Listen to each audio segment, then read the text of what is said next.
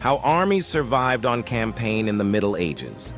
An army marches across medieval Europe, not for days, but for weeks. Thousands of men, thousands of mouths, horses that eat more than men, wagons that break, food that rots, roads that barely exist.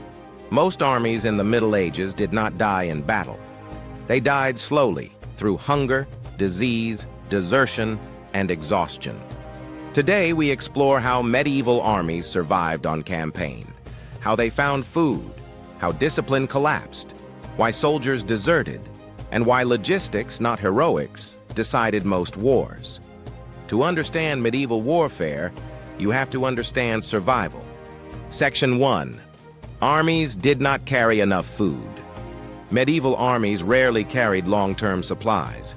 There were no standardized supply chains, no refrigerated storage, no reliable transport system.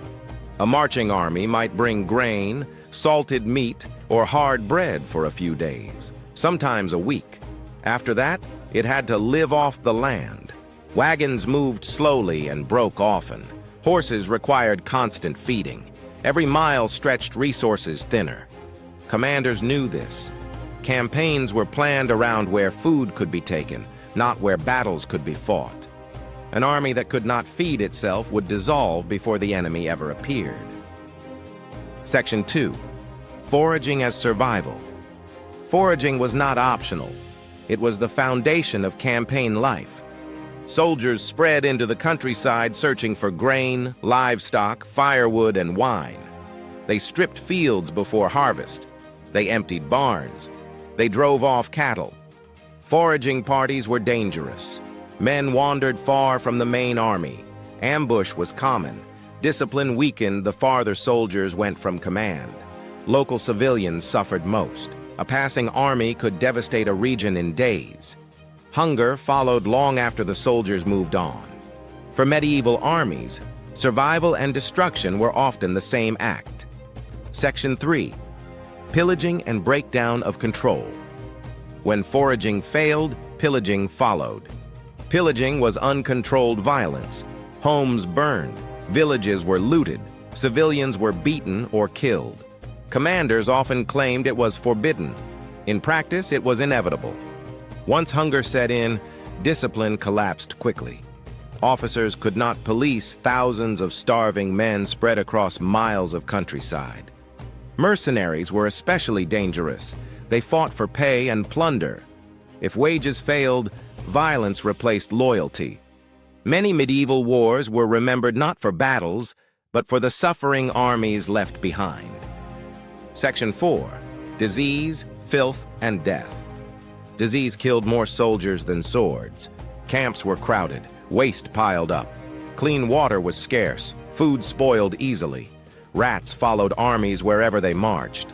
Dysentery, typhus, and fever spread rapidly. A single outbreak could cripple an army in weeks. Medical care was limited. Sick men slowed the march or were abandoned entirely. Weak soldiers became easy targets for desertion or execution. Survival depended as much on avoiding sickness as defeating the enemy. Section 5. Desertion and collapse. Desertion was constant. Soldiers slipped away at night. Some returned home. Others joined rival armies. Many simply vanished into the countryside. Desertion increased when food ran low, pay stopped, or leadership failed. Armies shrank as they marched. Commanders used harsh punishments to maintain order. Executions were public. Fear replaced loyalty. An army that lost cohesion was already defeated, even if it never fought a battle. Section 6. Why armies targeted cities and castles. Cities and castles mattered because they stored food. A fortified town meant grain stores, livestock, bakeries, and wells. Capturing one could sustain an army for months. This is why medieval warfare focused on sieges. Taking a stronghold fed the attackers and starved the defenders. Battles were risky. Sieges were slow but predictable. War was not about glory. It was about who could endure longer. Section 7. The human cost of campaigning. Campaign life was brutal even for the victors. Soldiers marched in heat and cold, feet rotted, armor chafed, hunger never fully disappeared, violence became routine. Most medieval soldiers were not professional warriors. They were farmers, laborers, and townsmen pulled away from home.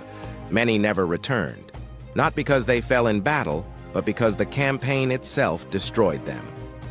Conclusion. Medieval armies did not survive through bravery alone.